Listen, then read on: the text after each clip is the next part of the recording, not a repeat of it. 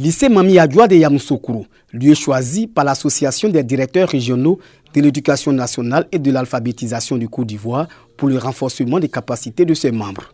Pendant une journée, les participants sont formés sur les réformes, les innovations, la maîtrise des outils de pilotage du système éducatif, la remontée à la hiérarchie, les préoccupations et les difficultés des acteurs du terrain. Au cours de ce séminaire, nous envisageons des renforcements quant à la maîtrise de l'outil d'évaluation, de suivi des activités des différents responsables et collaborateurs qui sont sous notre coupole dans les différentes régions.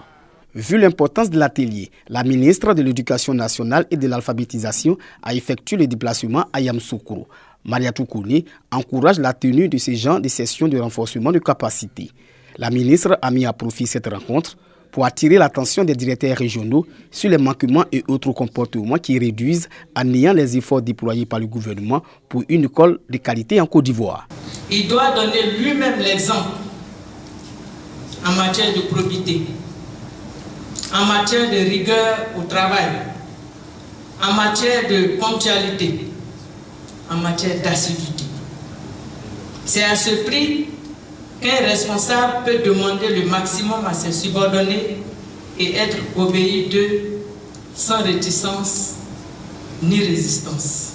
Chers collaborateurs, restez inactifs face à l'exigence de la démarche qualité qui nous interpelle tous ici et maintenant, s'apparente à ruser avec la mission qui nous a été confiée par l'État de Côte d'Ivoire et de surcroît dans un domaine aussi sensible que celui de l'éducation. Cet atelier avait pour thème quel directeur régional de l'éducation nationale et de l'alphabétisation pour une école de qualité dans un contexte de gratuité.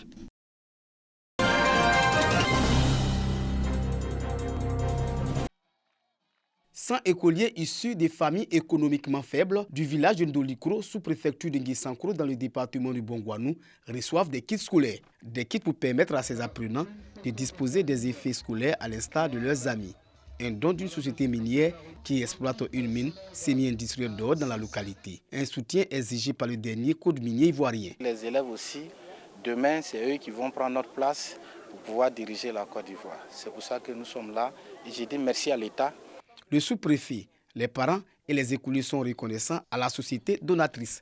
Vous démontrez avec beaucoup d'éloquence non seulement votre proximité avec les dites populations, mais également votre appropriation de la vision de son Excellence Alassane Ouattara, qui a placé cette année sous le sceau de la jeunesse. Je veux dire merci à la société minière de nous avoir prêté ces kits. Merci pour que Dieu les bénisse. Dans le cadre de la réalisation d'infrastructures de base pour la population de Ndolikro impactée par l'extraction de l'or, la structure minière lance les travaux de construction du foyer des jeunes. Les travaux vont coûter 18 millions de francs CFA. À l'échelle locale, à la suite des engagements que nous prenons avec ces collectivités d'accueil. Et aujourd'hui, nous sommes venus poser la première pierre pour respecter nos engagements pris auprès de cette communauté-là dans la réalisation des projets socio-communautaires de base. Un soulagement pour les jeunes qui attendent l'infrastructure depuis des années. Plusieurs autres réalisations verront le jour les mois à venir, notamment un centre de santé, des salles de classe, et une cantine scolaire et un marché moderne.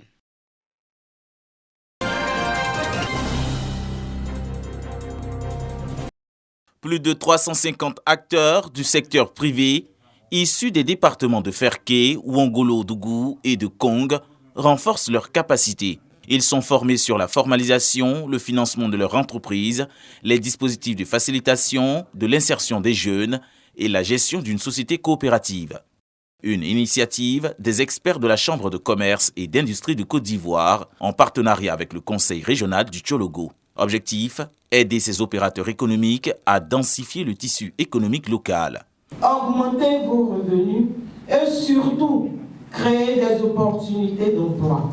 Vous exhortez à être véritablement attentifs, de sorte que, au sortir de ce séminaire, nous puissions disposer de tous les moyens, de tous les leviers qui puissent nous permettre d'avoir une économie régionale. À travers cette session de formation, La Chambre de commerce et d'industrie de Côte d'Ivoire place le développement des régions au cœur de ses priorités. Messieurs, la question du renforcement des capacités des acteurs du secteur privé figure au cœur des préoccupations du gouvernement et de notre institution consulaire.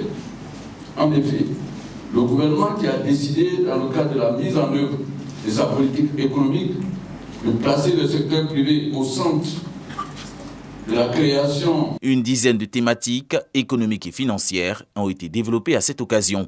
L'acquisition des marchés publics, les avantages fiscaux du secteur privé ivoirien et les atouts du port sec de Ferké-Sédougou ont aussi meublé cette formation.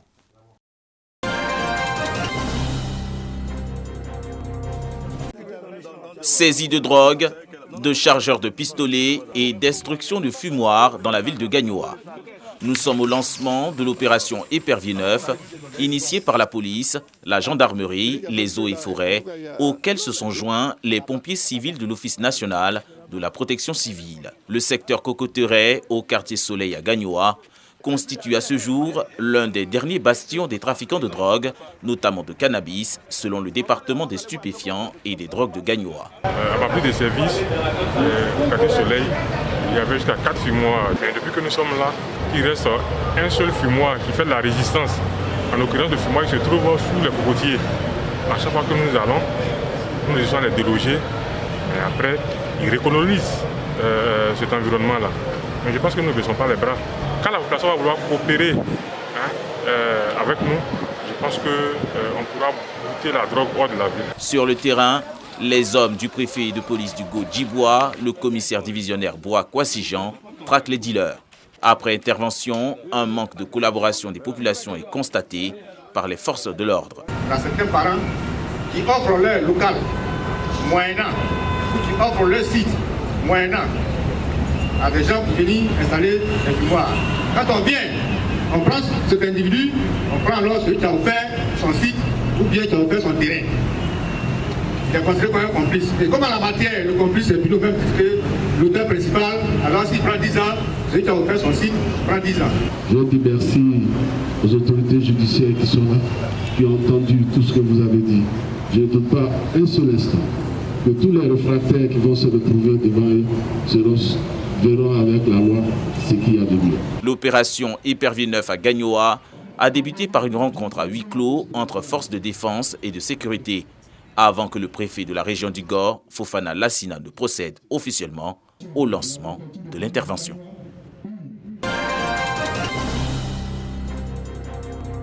Sensibiliser puis former, c'est la méthode utilisée à Aboisseau par le Comité national de lutte contre la contrefaçon pour engager les populations de cette localité à mettre fin à ce fléau qui mine l'économie ivoirienne. À la salle des fêtes de la mairie de cette localité, des experts de divers domaines ont présenté lors d'un panel la contrefaçon dans cette typologie et formes diverses, ses conséquences et les peines encourues par tous ceux qui s'y adonnent. Les populations et particulièrement les acteurs du commerce à Aboisseau mesurent maintenant tout l'intérêt à s'associer au combat du CNLC. Je crois qu'il faut consommer ce qui est bon, ce qui est naturel. Parce que la contrefaçon nous amène aujourd'hui à atteindre trop de maladies, surtout les maladies chroniques. On voit les problèmes économiques, mais on ne voit pas les problèmes d'ordre sécuritaire et d'ordre sanitaire qu'il y a derrière. On a fait comprendre à la population que nous sommes nous-mêmes consommateurs et que c'est ensemble que nous pouvons bouter ce phénomène grave-là hors de nos frontières. La contrefaçon fait perdre globalement à l'économie ivoirienne près de 780 milliards de francs CFA par an. Depuis près de 2 décennies, elle est devenue une véritable industrie qui asphyxie les entreprises ivoiriennes et contre laquelle les populations sont invitées à se dresser par civisme. Les instructions fermes ont été données à nos hommes qui sont à nos frontières pour lutter contre la contrefaçon. Aussi bien à la frontière qu'au plan local, dans les marchés, pour que les agents du ministère du Commerce puissent mener cette action-là pour rendre à l'État de Côte d'Ivoire ce qu'il attend de nous en matière de lutte contre la contrefaçon. La contrefaçon gagne du terrain d'année en année. Aboisseau, chef-lieu de la région du Sud Komoué, n'est pas épargné. Sa proximité avec Noé et Frambo aux frontières du Ghana donne une orientation toute particulière à la lutte que mène le CNLC.